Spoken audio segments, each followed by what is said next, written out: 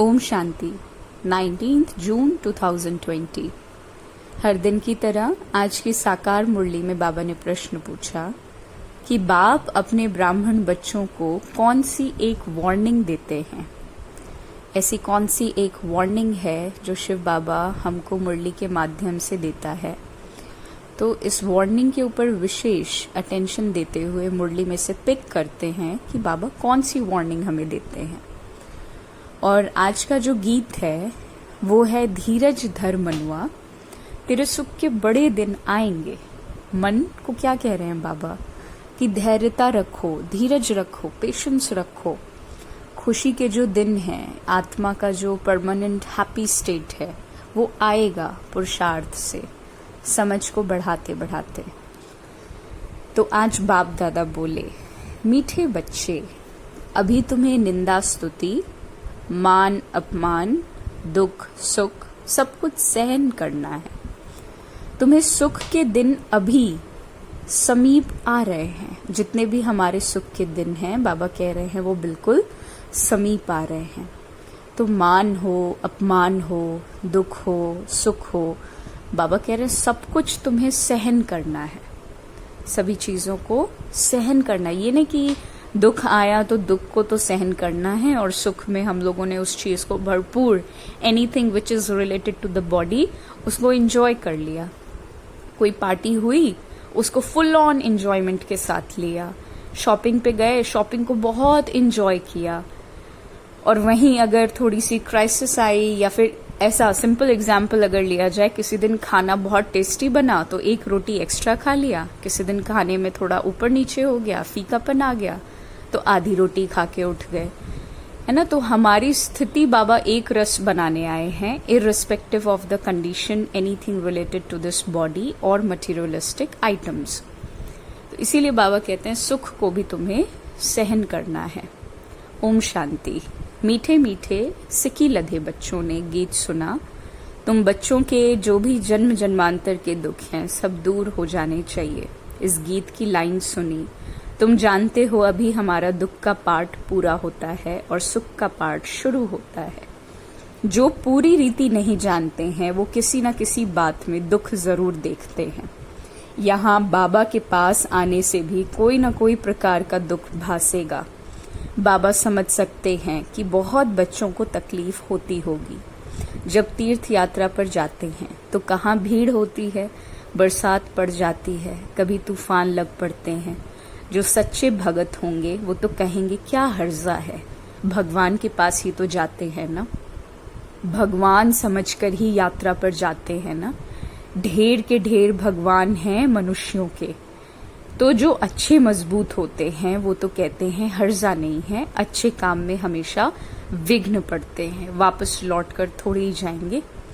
कोई कोई तो लौट भी जाते हैं। तो बाबा कह रहे हैं याद की यात्रा में भी बहुत विघ्न पड़ेगा, लेकिन बहुत स्टेबिलिटी के साथ आगे बढ़ना है कि पुराने संस्कार चैलेंज करेंगे। बाबा कहते हैं कभी विघ्न पड़ते हैं, कभी नहीं भी पड़ते हैं। तो बाप कहते हैं बच्चे, ये भी तुम्हारी याद की यात्रा है। तुम कहेंगे हम बेहद के बाप के पास जाते हैं, वो बाप सबके दुख हरने वाला है, ये निश्चय है। आजकल देखो मधुबन में कितनी भीड़ है, बाबा को औना रहता है, बहुतों को तकलीफ भी होती होगी, पट में सोना पड़ता है। तो बाबा थोड़े ही चाहता है कि बच्चों को पट में सुलाएं, परंतु ड्रामा अनुसार भीड़ हो गई है। कल्प पहले भी हुई थी और फिर से होगी, इसमें कोई दुखी नहीं होना चाहिए। ये भी जानते हैं कि पढ़ने वाले कोई तो राजा बनेंगे, कोई फिर रंक भी बनेंगे, कोई का ऊंचा मर्तबा, कोई का कम, परंतु सुख जरूर होगा, है ना। सेम वैसे ही जैसे यहाँ पर मर्तबा किसी का ऊंचा है, किसी का थोड़ा कम है, लेकिन दुख सबको है, बीमारियां सबको आती हैं, क्राइसिस सबको देखना पड़ता है। कोविड-19 सबके लिए आया है, अर्थक्वेक सबके लिए आएगा, इररिस्पेक्टिव ऑफ द पोजीशन। तो बाबा भी कहते हैं कि सतयुग में बेशक पोजीशंस ऊपर नीचे हों, लेकिन सुख जरूर होगा। तो ये भी बाबा जानते हैं कि कोई बहुत कच्चे हैं जो कुछ भी सहन नहीं करते हैं, उन्हों को कुछ तकलीफ होगी, कहेंगे हम तो नाहेक आए, या कहेंगे हमको ब्राह्मणी जोर करके ले आई है। ऐसे भी होंगे जो कहेंगे हमको ब्राह्मणी ने नाहेक फंसा दिया, पूरी पहचान नहीं की, विश्वविद्यालय में आए हैं। तो इस समय की पढ़ाई से कोई तो राव बनेंगे, कोई रंक भी बनने वाले हैं भविष्य में। यहाँ के रंक और राव में, वहाँ के रंक और राव में रात और दिन का फर्क होता है। यहाँ के राव भी दुखी हैं तो रंक भी दुखी हैं, और वहाँ दोनों सुखी रहते हैं। यहाँ तो है ही पतित विकारी दुनिया, भल किसके पास बहुत धन है। बाप समझाते हैं ये धन माल सब कुछ मिट्टी में मिल जाएगा, ये शरीर भी खत्म हो जाएगा। आत्मा तो मिट्टी में नहीं मिलती है ना। कितने बड़े बड़े साहूकार हैं, बिरला जैसे, परंतु उनको क्या पता कि अब ये पुरानी दुनिया बदल रही है। मालूम होता तो फट से आ जाते, कहते यहाँ भगवान आया हुआ है, फिर भी जाएंगे कहाँ? सिवाय बाप के कोई को सदगति तो मिल ना सके ना। अगर कोई रूठ गया तो कहेंगे सदगति से रूठ गया। ऐसे बहुत रूठते रहेंगे, गिरते रहेंगे। आश्चर्यवत सुनंती, निश्चय होवंती, और फिर भागंती, है ना। कोई तो समझते हैं कि बरोबर इन बगैर कोई रास्ता नहीं है, इनसे तो सुख और शांति का वर्षा मिलता है, इन बगैर सुख शांति मिलना असंभव है। जब धन बहुत हो तब तो सुख मिले ना, धन में ही तो सुख होता है। वहां तो आत्माएं शांति में बैठती हैं, मूल वतन में। कोई कहे हमारा पाठ नहीं होता तो सदैव हम वहां ही रहते, परंतु ऐसा कहने से थोड़ा ही होगा। बच्चों को समझाया गया है कि ये बना बनाया खेल है। बहुत हैं जो किसी ना किसी संशय में आकर छोड़ देते हैं, ब्राह्मणी से रूठ जाते हैं या आपस में रूठ कर पढ़ाई छोड़ देते हैं। अभी तुम यहाँ फूल बनने के लिए आए हो, महसूस करते हो कि बरोबर हम कांटे से फूल बन रहे हैं।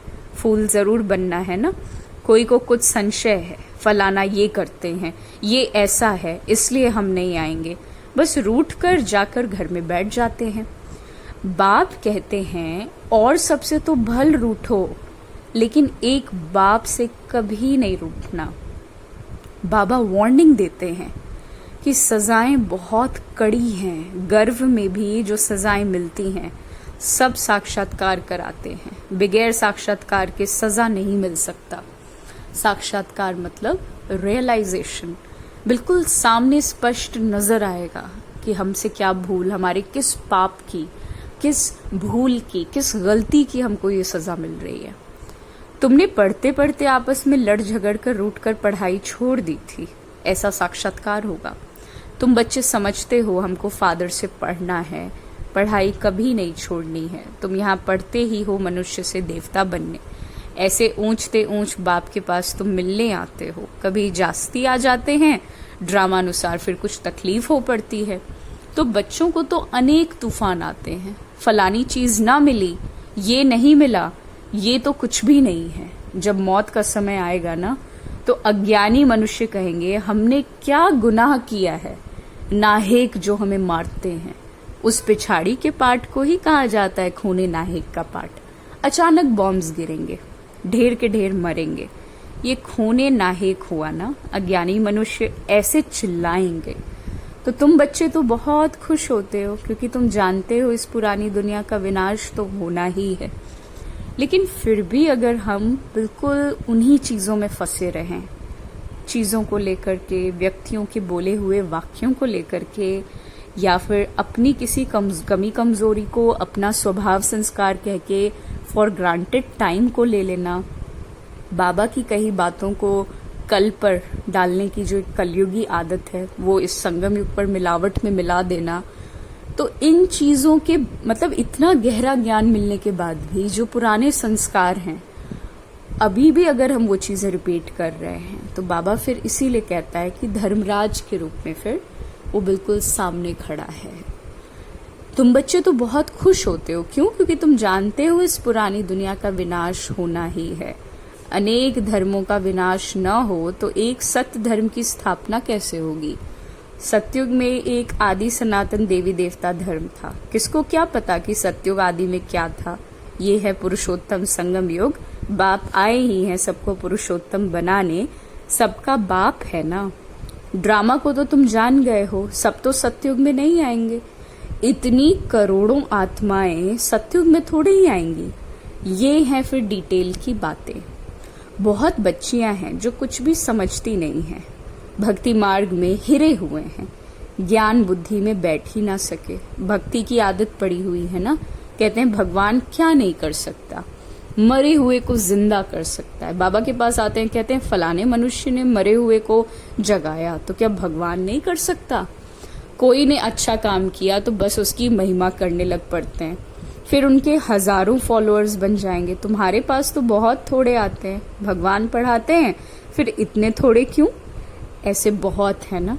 अरे यहाँ तो मरना होता है, वहां तो कन रस है, बस कानों को जो चीजें अच्छी लगती हैं। बड़े भबके से बैठकर गीता सुनाते हैं, भगत लोग फिर सुनते भी हैं। यहाँ कन रस की बात नहीं है, यहाँ तो स्पष्ट बताया जाता है तुम्हारे अंदर कमी है ना। कमी कमजोरी सुनने के लिए भी शक्ति और समझ चाहिए। तुमको सिर्फ कहा जाता है बाप को याद करो। गीता में भी ये अक्षर है, मन मना भव। बाप को याद करो तो विकर्म विनाश होंगे। बाप कहते हैं अच्छा ब्राह्मणी से व सेंटर से रूठ जाते हो, ये तो काम करो और संग तोड़ अपने को आत्मा समझो। एक बाप को याद करो, बाप ही पतित पावन है, बस बाप को याद करते रहो ना। स्वदर्शन चक्र फिराते रहो, इतना याद किया तो भी स्वर्ग में आ जाएंगे। स्वर्ग में ऊंच पद तो पुरुषार्थ के अनुसार ही मिलेगा ना। प्रजा बनानी पड़े, नहीं तो राजाई किस पर करेंगे? जो बहुत मेहनत करते हैं ऊंच पद भी वही पाएंगे, ऊंच पद के लिए ही माथा मारते हैं। पुरुषार्थ बगैर कोई रह नहीं सकता। तुम बच्चे जानते हो ऊंचते ऊंच पतित पावन बाप है। मनुष्य महिमा भल गाते हैं परंतु अर्थ नहीं समझते। भारत कितना साहूकार था, भारत है स्वर्ग, वंडर ऑफ वर्ल्ड। वो 7 वंडर्स माया के, सारे ड्रामा में ऊंचते ऊंच तो स्वर्ग ही है, नीचते नीच फिर नर्क है। अभी तुम बाप के पास आए हो, जानते हो मीठा बाबा इतना ऊंचते ऊंच ले जाते हैं, उनको कौन भूलेंगे? भल कहाँ भी बाहर जाओ, सिर्फ एक बात याद रखो, बाप को याद करो। बाप ही श्रीमत देते हैं, भगवानुवाच, न कि ब्रह्मा भगवानुवाच। बेहद का बाप बच्चों से पूछते हैं। देखिए बाबा क्या पूछ रहे हैं, बच्चे हम तुमको इतना साहूकार बनाकर गए, फिर तुम्हारी दुर्गति कैसे हुई? परंतु सुनते ऐसे हैं जैसे कुछ भी समझते ही नहीं है। क्यों हमारी दुर्गति हुई है? बार बार एक शरीर छोड़ दूसरा शरीर लेते लेते लेते लेते अवेयरनेस ना मिलने के कारण यहाँ की चीजों को ही धीरे धीरे धीरे धीरे आत्मा ने अपनी समझनी शुरू कर दी। कोई चीज अगर लंबे टाइम से याद ना दिलाई जाए तो उसकी स्मृति खो जाती है। फिर जो चीजें इन आंखों से दिखाई देगी उन्हीं चीजों को हम रियल मान लेंगे। तो आत्मा जैसे जन्म बाय जन्म लेती गई, शरीर बदलना छोड़ना होता गया over a period of time.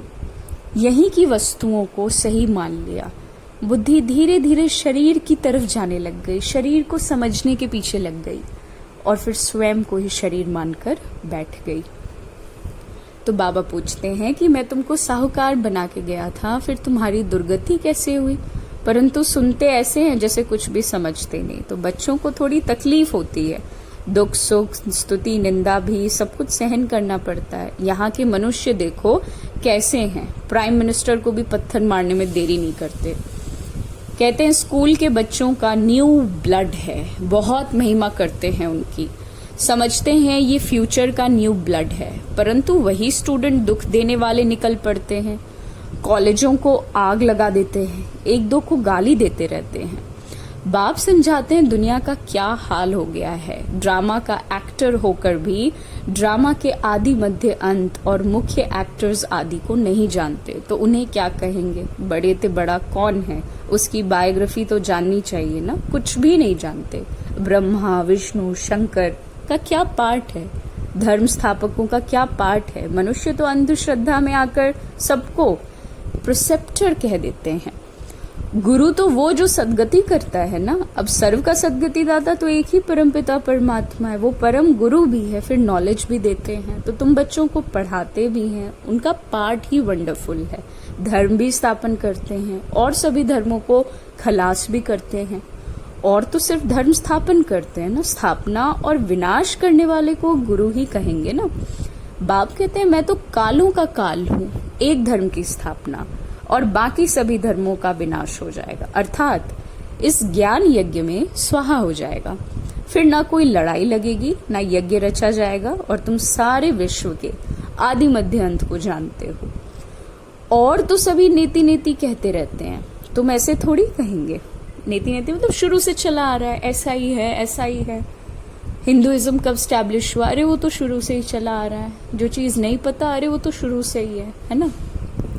बाप बगैर और कोई समझा ना सके तो तुम बच्चों को बड़ी खुशी होनी चाहिए, परंतु माया का सामना ऐसा होता है जो याद ही मिटा देती है। तुम बच्चों को दुख सुख, आप मान अपमान सहन करना है। यूं तो यहाँ कोई अपमान किया नहीं जाता, अगर कोई भी बात है तो बाप को रिपोर्ट करनी चाहिए। बाप को सुनाने से झट उनको सावधानी मिलेगी। इस सर्जन से छिपाना नहीं चाहिए, बड़ा भारी सर्जन है ना। तो ज्ञान इंजेक्शन, इनको अंजन भी कहते हैं। अंजन को ज्ञान सुरमा भी कहा जाता है। जादू आदि की तो कोई बात ही नहीं है। बाप कहते हैं मैं आया हूं तुमको पतित से पावन होने की युक्ति बताने। पवित्र नहीं बनेंगे तो धारणा नहीं हो सकती। इसी काम के कारण ही फिर पाप होते रहते हैं। इन पर जीत पानी है। खुद ही विकार में जाता होगा तो दूसरे कोई को कह नहीं सकता, वो तो महापाप हो जाए। फिर बाप कहानी भी सुनाते हैं। पंडित ने कहा राम राम कहने से सागर पार हो जाएंगे। मनुष्य समझते हैं पानी का सागर, जैसे आकाश का अंत नहीं, वैसे सागर का भी कोई अंत नहीं पा सकता। ब्रह्म महतत्व का भी अंत नहीं है। यहाँ मनुष्य अंत पाने का पुरुषार्थ करते हैं, वहां कोई पुरुषार्थ ही नहीं करते। यहाँ कितना भी दूर जाते हैं फिर लौट आते हैं। पेट्रोल ही नहीं होगा तो आएंगे कैसे? ये है साइंस वालों का अति अहंकार, उससे वो विनाश कर देते हैं। एरोप्लेन से सुख भी है, फिर उनसे अति दुख भी है। रिसेंटली अभी पाकिस्तान का हमने प्रैक्टिकल देखा भी, और ऐसे कई एग्जाम्पल्स हैं। खैर, तो बाबा बता रहे हैं कि इस कलयुग की कोई भी चीज सुख केवल अल्पकाल क्षण भंगुर का देती है, कागविष्टा समान। तो ऐसी दुनिया में बुद्धि फंसाने से तो बेहतर है अपने कैरेक्टर को ऐसा एनहांस कर लें कि लाइफ जीने का भी मजा आए, और जो सत्युग नई दुनिया सामने वेट कर रही है उसके लिए फर्स्ट एसी का टिकट भी मिल जाए, है ना। और सावधानी बाबा की जो वार्निंग है वो क्या है? जैसा प्रश्न में बाबा ने पूछा, बच्चे कभी भी बाप से नहीं रूठना, ये बाबा वार्निंग दे रहा है। क्योंकि बाबा जानता है कि ड्रामा का लॉ के अकॉर्डिंग जो बच्चे बाबा के साथ हैं, बाबा उनकी सहायता करने के लिए, उनकी प्रोटेक्शन करने के लिए बंधा हुआ है। अगर बाप से रूठेंगे तो सदगति से भी रूठ जाएंगे। बाप वार्निंग देते हैं रूठने वालों को बड़ी कड़ी सजा मिलेगी, और उस समय बाबा इज हेल्पलेस। ड्रामा प्लान अनुसार धर्मराज का पार्ट भी उन्हें प्ले करना है। आपस में या ब्राह्मणी से भी रूठे तो फूल बनते बनते कांटा बन जाएंगे, इसलिए बहुत बहुत खबरदार रहना है। अच्छा, मीठे मीठे सिकिल अधे बच्चों प्रति माता पिता बाप दादा का याद प्यार और गुड मॉर्निंग। रूहानी बाप की रूहानी बच्चों को नमस्ते। हम रूहानी बच्चों की रूहानी बाप दादा को याद प्यार, गुड मॉर्निंग और नमस्ते नमस्ते। और धारणा में बाबा ने कहा किसी भी कारण से पढ़ाई तो नहीं छोड़ना। सजाएं बहुत कड़ी हैं, उनसे बचने के लिए और सब संग को तोड़ एक बाप को ही याद करना, रूठना नहीं है। ज्ञान इंजेक्शन व अंजन देने वाला एक बाप है। उसी अविनाशी सर्जन से कोई भी बात छुपानी नहीं है। बाप को सुनाने से झट से सावधानी भी मिल जाएगी। आज वरदान देखिए बाबा ने क्या कहा, सर्व के शुभ चिंतक भव। और सर्व में वो भी आते हैं जो आपके लिए अशुभ सोचते हैं। ये होगा कैसे कि जो अशुभ सोच रहा है उसके लिए भी शुभ सोचें, विचार करें। तो हरेक की विशेषता को स्मृति में रखते हुए फेथफुल बन, एक मत संगठन बनाने वाले, सर्व के शुभ चिंतक भव। एक बार एक भाई था, वो थोड़ा सा उसका जो नेचर था वो थोड़ा डिफरेंट था, लेकिन एक उसकी क्वालिटी थी कि कि जिस टाइम पर उसको बोलो उसी टाइम पर वो प्रेजेंट रहता था। थोड़ा सा संस्कार ऊपर नीचे, लड़ाई झगड़ा एक्सेट्रा ऐसा कुछ था। तो ब्रह्मा बाबा हमेशा सबकी विशेषता ही देखता था। तो उन्होंने देखा कि उस बच्चे की क्या आदत है कि उसको जिस टाइम पर बोलो वो उस टाइम पर वहां पर उपस्थित हो जाता है। तो instead of looking at his deformities, बाबा ने उसकी क्वालिटी को देख करके उसको बहुत अपलिफ्ट किया और बोला कि तुम 2 बजे डॉट सबके लिए गर्म पानी करेंगे। आबू में रहते थे, उस समय इतनी फैसिलिटी नहीं थी और ठंडा रहता था, तो गर्म पानी से सब नहाते थे। तो सबके लिए गर्म पानी करेंगे। तो ब्रह्मा बाबा की वो जो क्वालिटी थी ना, सब में क्वालिटी देखने वाली, वही आज वरदान में एक्सप्लेनेशन है कि ड्रामा अनुसार हर एक को कोई ना कोई विशेषता अवश्य प्राप्त है। उस विशेषता को कार्य में लगाओ तथा औरों की विशेषता को देखो। 1-2 में फेथफुल रहो तो उनकी बातों का भाव बदल जाएगा। जब हर एक की विशेषता को देखेंगे तो अनेक होते भी तुम एक दिखाई देंगे। एक मत संगठन हो जाएगा। कोई किसके ग्लानि की बात सुनाए तो उसे टेका देना चाहिए। टेका देने के बजाय सुनाने वाले का रूप परिवर्तन कर दो, तब कहेंगे शुभ चिंतक। स्लोगन भी कुछ ऐसा ही है कि श्रेष्ठ संकल्प का खजाना ही श्रेष्ठ प्रारब्ध व ब्राह्मण जीवन का आधार यानी बेसिस है। पॉजिटिव थिंकिंग है ना, प्योर थिंकिंग। ओम शांति।